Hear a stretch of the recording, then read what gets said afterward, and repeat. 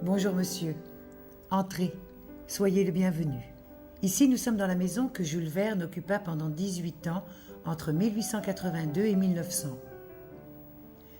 Vous pouvez, si vous le voulez, vous installer sur la chaise qui se trouve derrière le bureau. Ce bureau est, avec cette imposante bibliothèque, une des pièces maîtresses du cabinet de travail du romancier. C'est sur cette table que chaque jour, Jules Verne se consacrait à l'écriture. Est-ce que les héros de Jules Verne vous ont fait rêver lorsque vous étiez enfant ? Bien entendu, j'ai rêvé beaucoup sur les ouvrages de Jules Verne, au même titre que sur ceux de Hergé. Ça faisait partie de mon univers quand j'étais jeune. Vous avez collaboré à l'écriture d'un ouvrage qui a remporté un prix lors du Festival 2003 de la communication médicale de Deauville. Dans ce livre, vous vous êtes consacré à la rédaction d'un chapitre sur l'imagerie de l'ostéoporose. On entend dire souvent que l'arthrose protège de l'ostéoporose. Qu'en est-il exactement ? Effectivement, l'arthrose et l'ostéoporose sont deux mondes différents, voire antagonistes. Et s'il est vrai que les femmes qui sont sujettes à de l'arthrose sont relativement protégées par rapport à l'ostéoporose, c'est en effet que les risques de l'une et de l'autre maladie sont compétitifs. Je prends par exemple le poids. Eh bien, la surcharge pondérale va être un facteur majeur d'arthrose, notamment de l'arthrose du genou, alors qu'il protégera de l'ostéoporose par différents mécanismes comme la contrainte mécanique qu'impose le poids au squelette et va donc le protéger, comme également le fait que les adipocytes vont pouvoir permettre de maintenir un taux d'hormonémie féminine minimum par une aromatisation périphérique des androgènes masculins. Tout ça fait qu'en fait, il faut choisir être arthrosique ou ostéoporotique. La radiotransparence osseuse va pouvoir traduire une ostéoporose en période préfracturaire. Quelles en sont les limites et les faux positifs ? Alors très longtemps, on ne disposait malheureusement que de la radiographie pour faire le diagnostic d'ostéoporose. Et la seule certitude qu'on avait, c'était bien entendu devant une fracture, qu'elle soit périphérique, mais surtout devant une fracture vertébrale. Actuellement, l'intérêt de la radiologie est un peu marginalisé par l'avènement de l'ostéodensitométrie.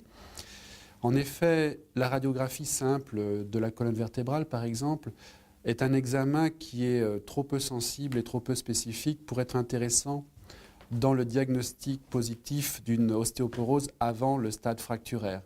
Il faut avoir perdu au moins 30% de son squelette, de l'ensemble de son capital osseux, pour qu'on puisse dire, voilà, la transparence est accrue. C'est un peu tardif et ça ne permet pas de répondre de façon pragmatique à des situations de prévention. Au stade fracturaire au niveau rachidien va se poser le problème du diagnostic différentiel. Quelle doit être la démarche diagnostique devant la découverte d'un tassement vertébral ? Effectivement, l'une des préoccupations du praticien devant la découverte d'un tassement ou d'une fracture vertébrale, c'est ne s'agit-il pas d'une fracture dite symptomatique témoignant d'une lésion cancéreuse de la vertèbre. Donc, cette préoccupation va sous-tendre toute la démarche diagnostic différentiel. C'est la principale préoccupation. Il faut bien dire que l'interrogatoire, l'examen clinique, l'examen très approfondi du cliché radiologique va permettre dans une grande partie de répondre à cette question. Les radiographies montrant l'absence de tout signe de malignité, qui sont bien connus, comme l'hétérogénéité de la trame vertébrale, le bombement du mur postérieur, la disparition d'un pédicule. Et ceci va conforter l'idée qu'il s'agit d'un tassement ou d'une fracture vertébrale ostéoporotique. Néanmoins, il n'est pas suffisant de poser ce diagnostic sur la simple radiographie. Il faudra s'aider pour cela d'un bilan biologique minimum qui visera notamment à éliminer un syndrome inflammatoire, un myélome par la réalisation d'une électrophorèse des protides. On réalisera également la mesure de la calcémie et de la protidémie qui permettra de mieux l'interpréter à la recherche d'un hyperparathyroïdisme primitif, mais également d'une étiologie maligne. Sur la radiographie, il est difficile de mettre en évidence les fractures du bassin. Quels sont donc les autres moyens d'investigation à privilégier ? Il est vrai que la fracture du bassin est une fracture qui est relativement fréquente chez la personne très âgée ou bien chez la personne qui va bénéficier d'une corticothérapie pour une maladie inflammatoire. C'est une fracture, dans ce cas, qui va être dite par insuffisance osseuse et il est difficile d'en faire le diagnostic. Elle survient souvent à l'occasion d'une chute. Les radiographies du bassin de face sont difficiles à interpréter. Parfois, il n'est pas possible de voir le trait de fracture directement. Cependant, devant la forte suspicion d'une fracture du sacrum ou du bassin, on réalisera des examens complémentaires. Seront utiles la scintigraphie osseuse au technétium qui montrera une hyperfixation et parfois le scanner sera également utile, montrera dans ce cas une solution de continuité. Il ne faut pas oublier que l'ensemble du sacrum, du bassin et des branches ilio-ischiopubiennes forment un anneau. Lorsqu'il y a une fracture à l'une des extrémités de cet anneau, il existe fréquemment une image en miroir de l'autre côté. C'est ainsi qu'on verra une fracture du sacrum s'accompagner soit d'une fracture du sacrum de l'autre côté, soit d'une fracture des branches ilio-ischiopubiennes du même côté ou de l'autre côté. En cas de réalisation d'une scintigraphie, lorsque la fracture est bilatérale, on aura la fameuse image en francisque ou en H qui témoignera de la fracture bilatérale du sacrum. Le diagnostic est alors quasiment assuré. Maintenant, si vous le voulez bien, vous allez vous lever, car nous vous avons préparé une surprise. Jules Verne nous a conté dans ses ouvrages les voyages extraordinaires de nombreux de ses héros. Le capitaine Nemo, Phileas Fogg et Passepartout, Michel Strogoff, Ferguson et Kennedy. Nous allons maintenant vous entraîner, nous aussi, dans un voyage extraordinaire.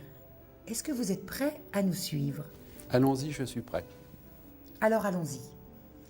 Mais tout d'abord, est-ce que vous voulez bien choisir un livre dans cette magnifique bibliothèque ? Ah, je vois ici la très célèbre collection Hetzel. Je vais choisir un de mes voyages préférés. Il s'agit, de 20 milieux sous les mers. C'est un magnifique ouvrage. C'est une version originale. C'est d'autant plus émouvant. Pouvez-vous vous déplacer un tout petit peu vers le fond ? Retournez-vous. D'accord.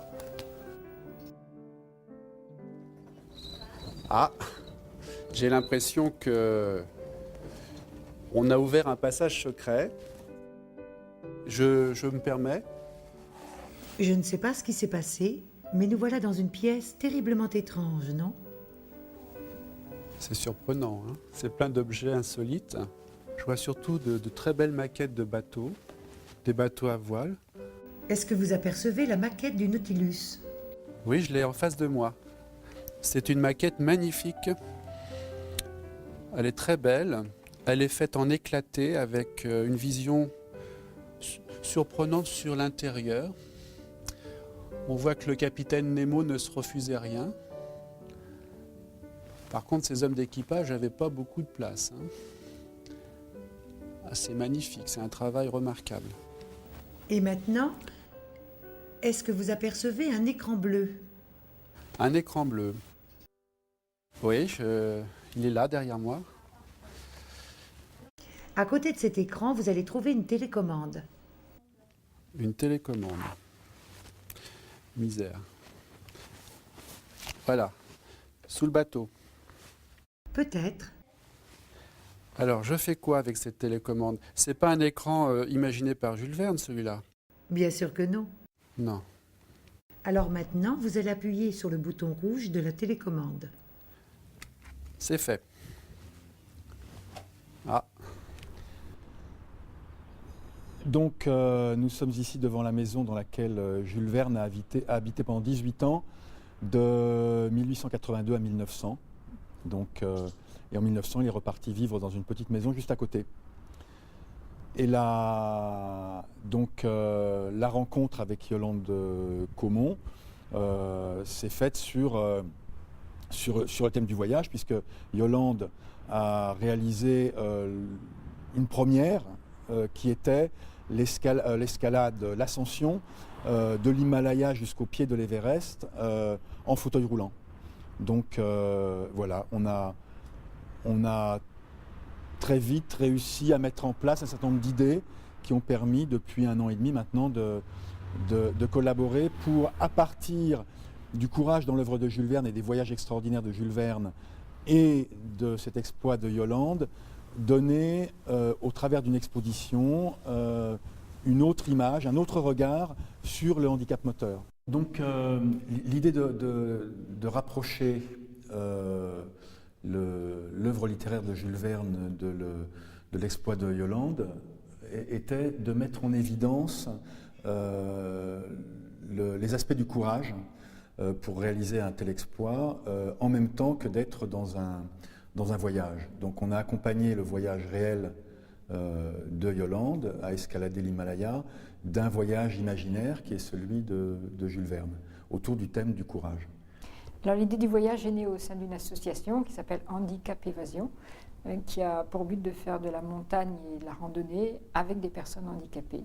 Donc ce n'est pas vraiment une activité pour handicapés, mais c'est d'abord faire de la montagne ensemble, avec un moyen adapté. Donc il y a un fauteuil spécial qui s'appelle une joëlette, donc un fauteuil qui n'a qu'une seule roue, avec des poignées de brancard à l'avant, à l'arrière, et un frein, et qui permet de passer partout presque. L'association a voulu vivre une grande aventure et une grande expédition qui a eu lieu donc en octobre 1999, c'est la montée au camp de base de l'Everest.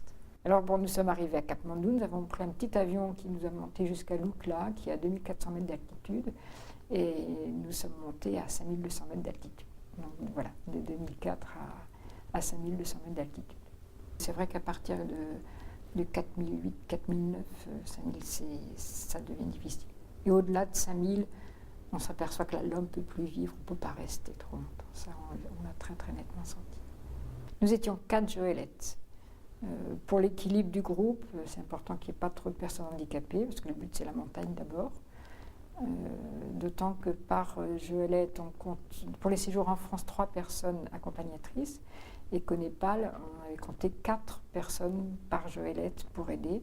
Donc dans l'équilibre du groupe, nous avions 2 accompagnateurs français par joëlette et 2 Sherpas. Nous avions une équipe de Sherpas pour qui ça a été aussi une grande aventure. Quelque chose d'inimaginable aussi pour eux.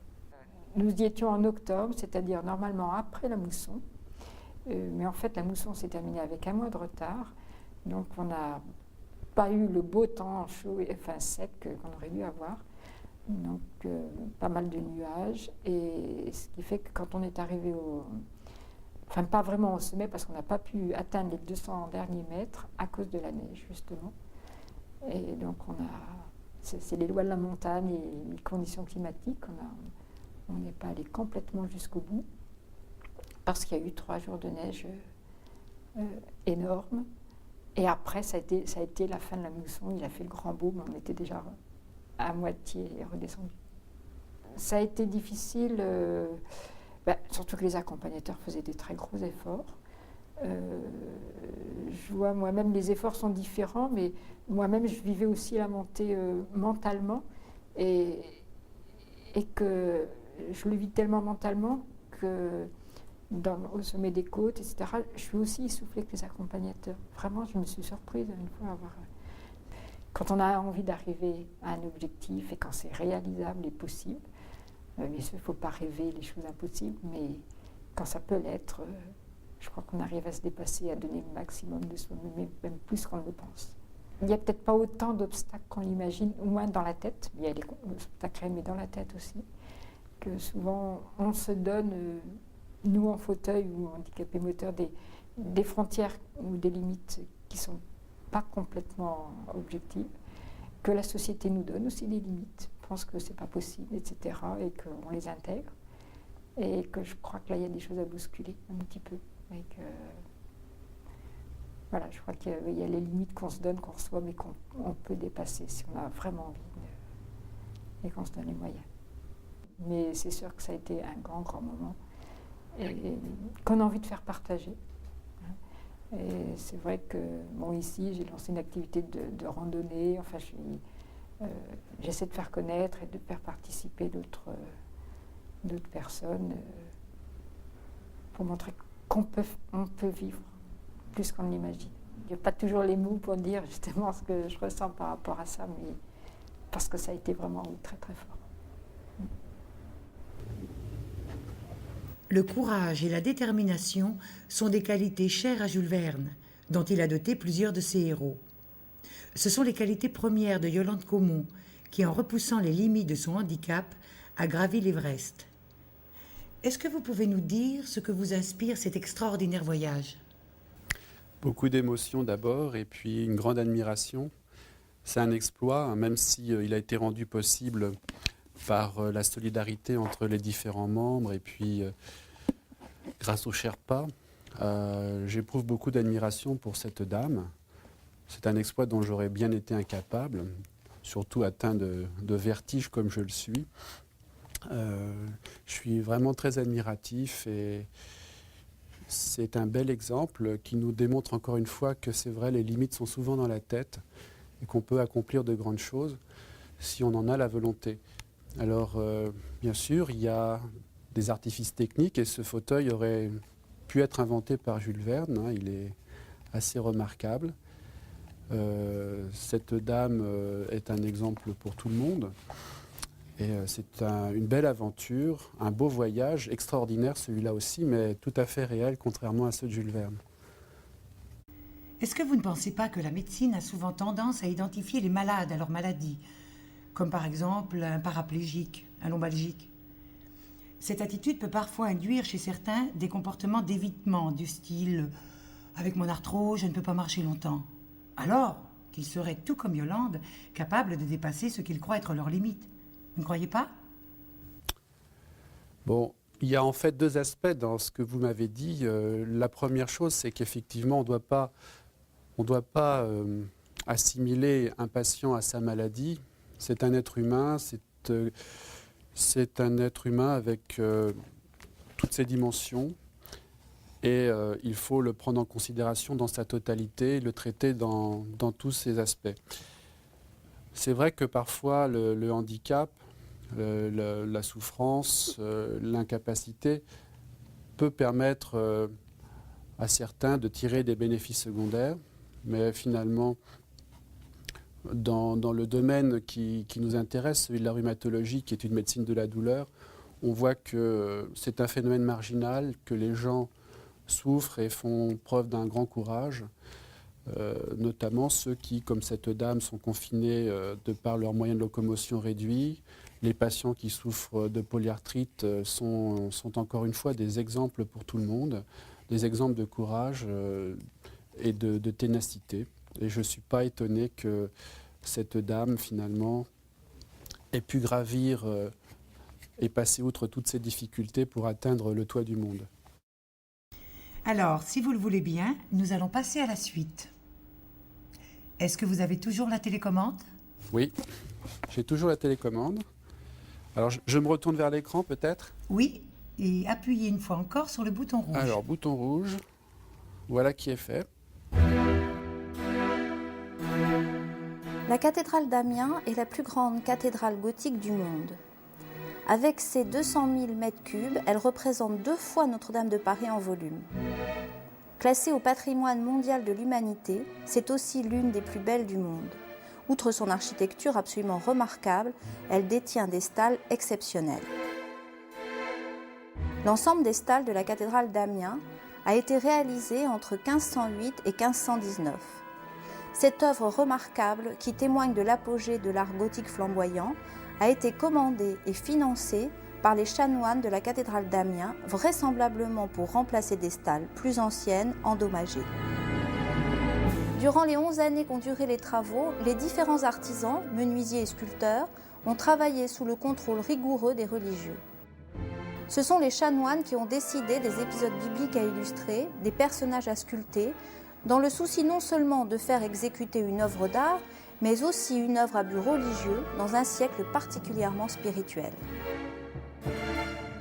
L'iconographie sculptée sur les stalles relate différents épisodes de l'Ancien Testament, de la vie de Marie, mais aussi des épisodes de la vie quotidienne en Picardie. L'Ancien Testament est représenté à travers plus de 150 scènes sculptées. Les chanoines ont surtout souhaité illustrer la Genèse au travers de l'épisode de la création, l'histoire de Noé, d'Abraham et de Jacob. D'autres livres de la Bible sont également évoqués, l'Exode avec Moïse et quelques scènes de la vie de David. La vie de la Vierge est très largement présente à travers l'illustration d'épisodes importants de la vie de Jésus où Marie a joué un rôle central. Enfin, une large place est laissée à des tableaux très concrets représentant des scènes de la vie quotidienne de la fin du Moyen-Âge, en ville ou bien encore au champ. Outre l'admirable travail qu'elles représentent, et au-delà de leur portée religieuse, ces stalles nous apportent aujourd'hui un témoignage précieux sur les occupations, les métiers, les coutumes des habitants de la région Picardie au XVIe siècle.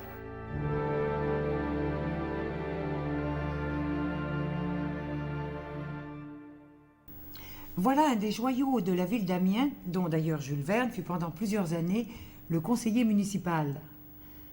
Au-delà des aspects artistiques ou religieux qui sont parfaitement évidents, c'est le témoignage que les stalles nous apportent sur les coutumes, les métiers des habitants de Picardie au XVIe siècle qui nous a paru tout à fait intéressant. Qu'est-ce que vous en pensez ? Alors bien sûr, c'est un peu surprenant et extra-rhumatologique. Néanmoins, il est vrai que c'est un véritable livre en relief. On a vu là quelques exemples de la vie de nos concitoyens en ce siècle ancien.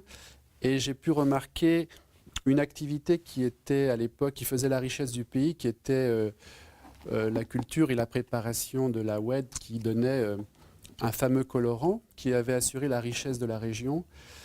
Et c'est de là d'ailleurs, je crois, dont on tire le terme le pays de cocagne, parce que le résidu de cette préparation donnait des petites bouloches qui sont appelées des cocagnes. Et ça a donné comme ça ce terme évoquant un pays très riche. Nous avons dissimulé dans cette pièce une enveloppe à votre attention. Oui, je crois l'apercevoir. Ah, alors allez-y. Alors, j'en profite pour poser tous ces instruments. Voilà une très belle enveloppe avec mon nom dessus.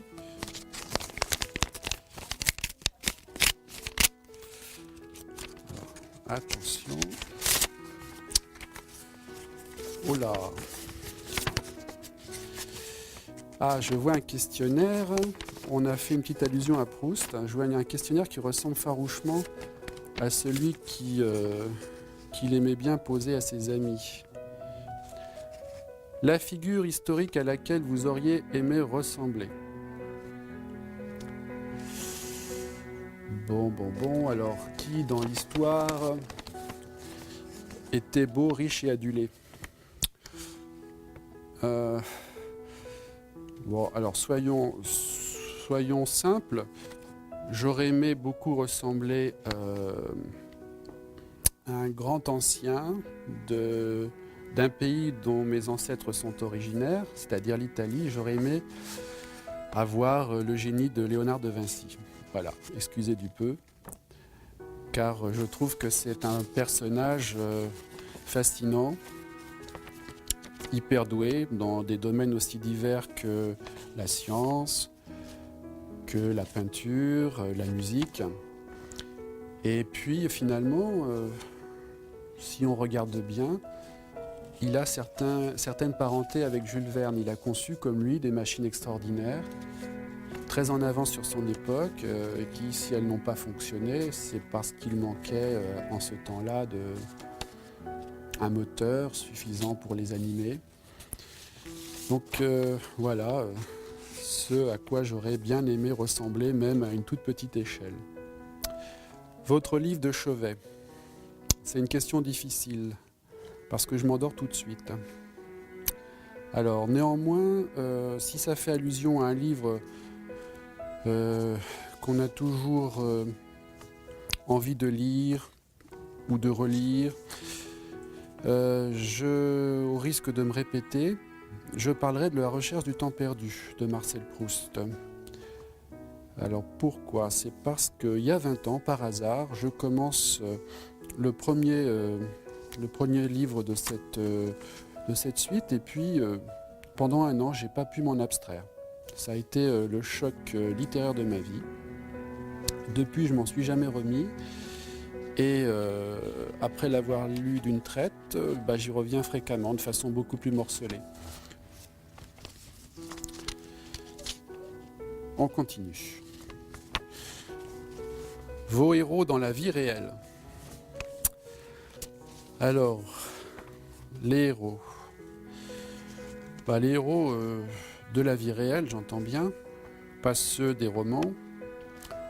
J'en ai plusieurs, j'en ai des nombreux. Il y en a que je connais personnellement ou que j'ai connus.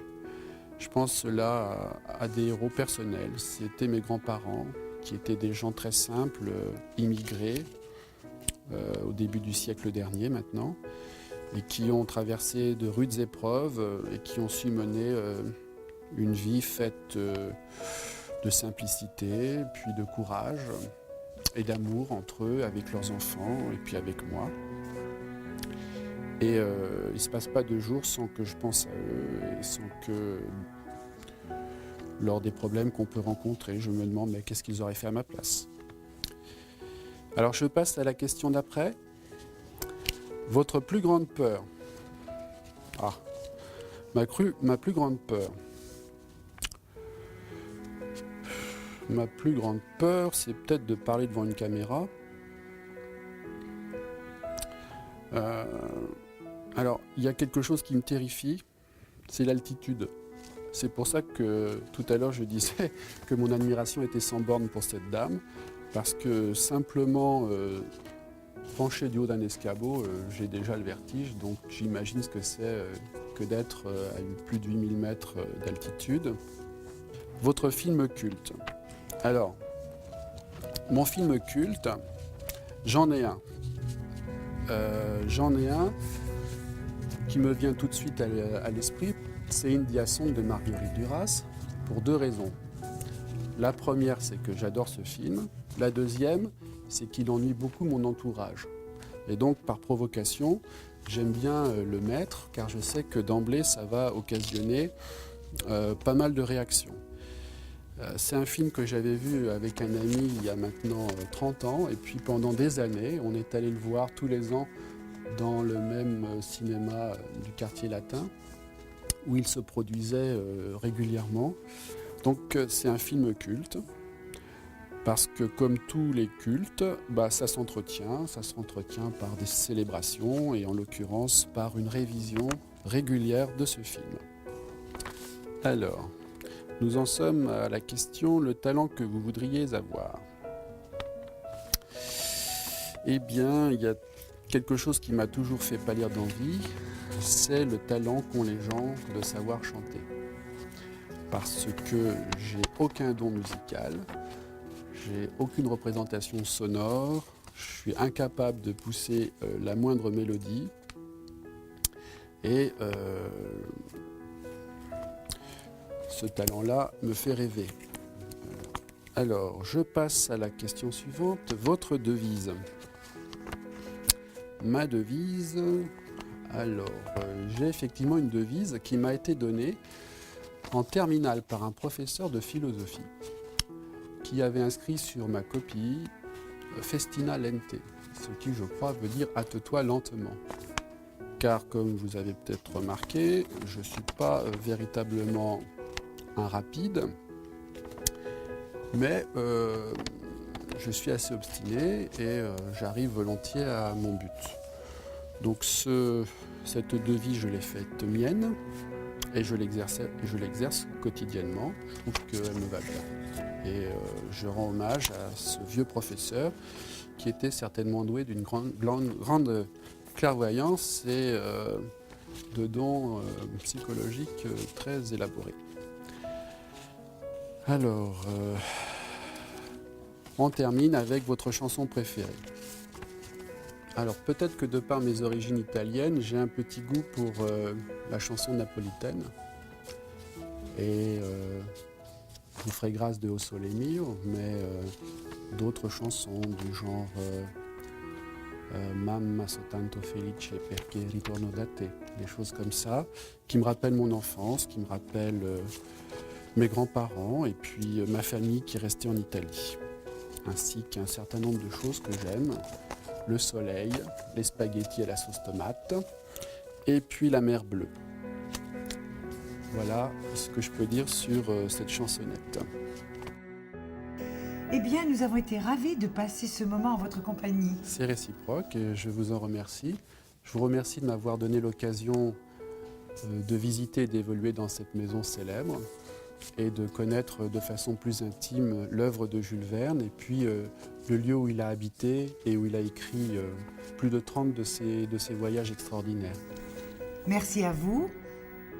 Je ne peux pas vous raccompagner, mais je crois que vous connaissez le chemin. Bon, je vous dis au revoir et je me dirige donc vers la sortie. Au revoir, monsieur. Au revoir, madame.